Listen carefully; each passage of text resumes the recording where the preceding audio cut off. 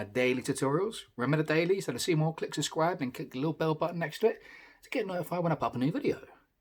This one is how to draw a koi fish. Enjoy. Right people, how to draw a koi fish. Now this one's going to be sort of Japanesey kind of style. So I'm going to start off with a big oval shape like so. This is going to be the main part of the body. Coming off of this, we're going to bring two curved lines. Now this is going towards the tail end. So the idea of this, you want to make the tail end go down so the main width of the body is in that centerpiece. So that's the widest point you want, getting slowly smaller towards the tail. Now either side of those lines, we're going to bring out two sort of curved lines. This is basically just making the end of the tail. You know, you can make this however you want. You can make it sort of simpler, more sort of detailed. You know, but you want like a nice tail on the end. I'll bring another line here, just create a little overturn, just where the tail flaps around and turns shape. And just to finish off that shape, we're going to bring like a little V connection in the middle, like it's a little split in the middle of the tail.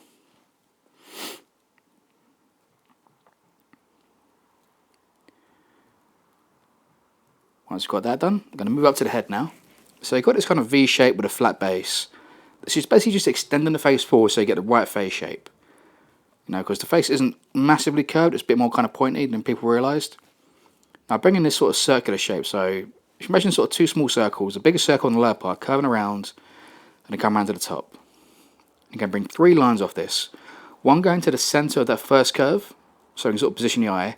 The other two will kind of position the top part of the head, and it's the bend in the head so we know where to put the highlights. Now the fins we're going to make up with two big oval shapes. So one longer oval and one short one next to it. And then just draw the line around it. You know, you can do it with one, but I like that little dip just in it. It has a little bit extra detail. And you want this to position just underneath that curve we done for the face, where the arrows are now. Do the same thing on the other side, just the other way around.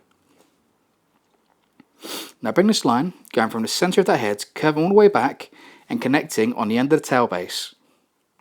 Remember, you want it to connect up to the tail, not at the centre of the tail. Now we're going to take little curves here, it's just like two smaller fins just on the inside of the belly. Now, in Japanese sort of, you know, sort of tattooing in pictures, they don't always have this. They do sometimes, because koi fish generally have these, but they don't always have that. Now I'm going to do the eye. The eye's going to be a small circle, and it's going to be across that line where the oval shape meets that front face part we done.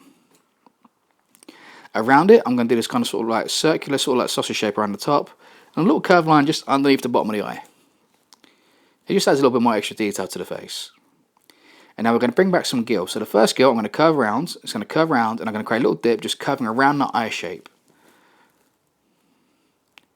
And once we've got that one done, we're going to add the other two. Now I like to make them a little bit different. So the first one I generally put like one dip or one smooth base. The second one I make a bit sort of curvy, and the third one a bit, you know, a different kind of bump. You can do them all sort of, you know, parallel if you want, but I prefer to do that. A little curved line in the middle to connect it to the other sides, and similar to the other side, just create a couple of few bumps just to create, you know, an imitation of that shape on the other side of it. We're going to create a little mustache. So two little curved lines coming out, connecting at the end. And you'll do this on both sides. You can make this as long as you want or as short as you want. You know, this part is really up to you. It doesn't make too much difference. You can kind of get creative with it. So once you've got the mustache done, we know the front bit of the mouth. Now the front bit is going to have like a little bit of a curve just in front. A bit of a curvy line come around, a little line just across the top, just kind of give you a hint like it's a lip, almost. Now this you don't have to do, I just like to do this, I think I look really cool with it. I like to do a circular shape just in the centre of the head. You know, sometimes do little flick lines curving all the way around it, but this one I'm just going to do as a simple curve. Now coming off of that centre line we've done through the body, you're going to bring a line up, and then curve around, cutting through it, come back on the other side.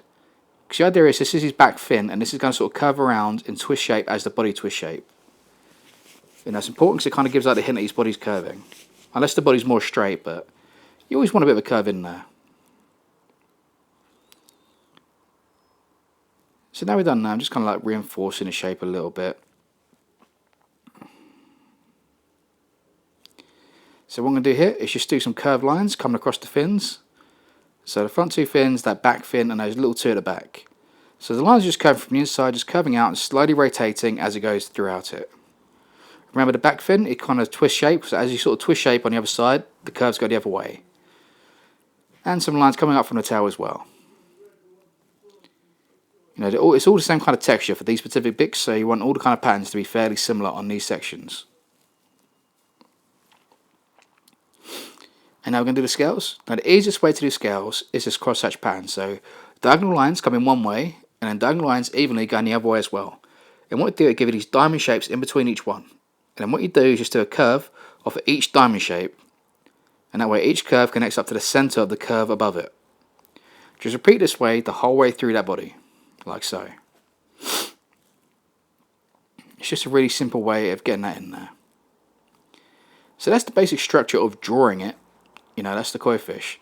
So now I'm going to have a few little details around the outside. So I'm going to put some waves. Now if you see my wave tutorial, you know my kind of structure. I do these curved lines, like S shapes, coming off, and then I build the waves around these shapes. So like I've done here, you know, you're in the curved lines around, curving, a little hook towards the end, and curve back around. I do have a full length tutorial on waves, so if you want to see a full length detailed breakdown of this, just check out that video. The background is going to be a bunch of nice sort of curved shapes, just to kind of sort of fill it out and fill it up. And here what I've done, I'll just add a box around the outside, and similar as you've seen me do before, I've added some cherry blossoms. Now if you see my dragon tutorial, I do have a full length part inside that shows exactly how I draw these. You know, they're fairly simple, a circle inside, 5 separate leaves, and little leaflets on the outside. But if you want to see the breakdown, just check out that video, the new dragon one I've done. Now I've gone over the whole thing in pen around here, and the scales I've done with a thinner liner, and the little loops inside the fins I've done with a thinner liner as well. I'm going to do a few extra little details as well with the thinner liner, but personally I think it's very important to have thick and thin lines. You want a big bold line for the outside parts, and you want a thin line for those little detail parts. It makes a big difference in the imagery. So now just rub out all the pencil work you got. You know, I quite like this. You know, I've got a bit of blank space towards the back, so I'm going to black out that fading into it. You know, I think it's going to look quite nice. So on the back gills, I'm doing some little flick lines coming out, just real simple. Just a little bit extra detail and a bit of sort of texture to it. And I'm going to start with some shading. So on the fins, just on the insides, anywhere kind of loops inside or has a bit of it underneath. So the inside fins fading outwards, that tail where the little overlap is, a bit of black just coming off of there. Just go quite harsh with the black and then fade out quick. Similar on the face here, just a little bit behind those gills, because those gills sit behind it. And a little bit from the bottom of the face, and just a very small hint across the top part of the face. Now before I do colouring, I'm going to do all the black. So I'm going to start shading in the waves in the background. Now my general rule for water waves is I do black from the bottom, fading upwards. If I'm doing them as wind bars, I do it the other way around. I do black from the top, coming down. It's not an exact rule, but it's what I generally tend to do. So all these water waves here, I've got black fading out from the bottom, curving around, and I just carry that throughout the whole thing. And whichever side I start from, I stick with. I don't sort of switch waves halfway through a wave. So a bit of black just in the background now. You can see it building up. All these inside part of these waves, just building up slowly, section by section.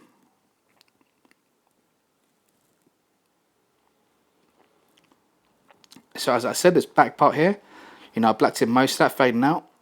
Now, because I've got quite a few cherry blossoms there, I just think it'd be a really nice feature, black with the red standing against it. It's just going to really make it pop out. So on the little circular bit we've done on the disc on the heads, I put some black on that.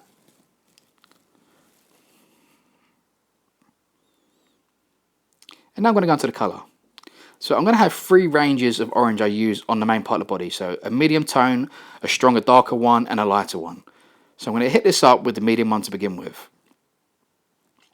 Like so. And I'm going to come in with a light dark tone. So where we've done those 2 lines, you want that centre part of the head to be the medium tone, the top side to be in a lighter tone, and the bottom bits to be in dark. And I've had a few little detail bits you can see there, just in the cheeks and around there, a few little highlights. You know, just play around but get creative. You know, just put it in there, see how it looks.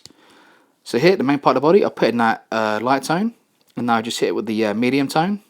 And you see now I'm going to hit it just on the bottom corner with the dark tone.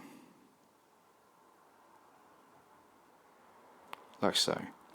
Now you can have dark coming from the top, so you get like a nice kind of sort of shine through the centre of it. But because on the face I've predominantly got the light coming from the top section, I've carried that through the body so the light comes across that top.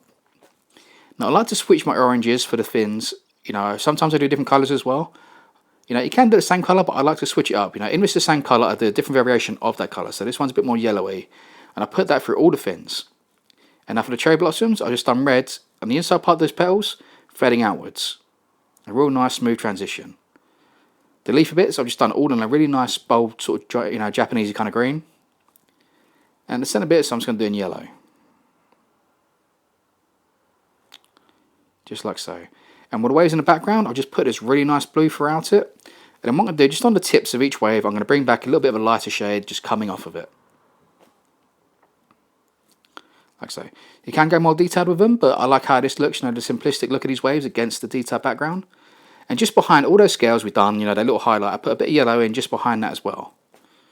But yeah, that's pretty much it, people. That is how you draw a koi fish. You know, there's other ways of doing it as well, and I'm going to do a few more tutorials and other sort of angles and positioning and styles of them. You know, because they're such a great, you know, creature to, you know, to draw. You know, there's so many variations. So yeah, hope you guys enjoyed it. Comment, like, subscribe. Anything else you want to see me do, just comment below. And yeah, I'm the Broken Puppet, and I'll see you next time, people. Peace.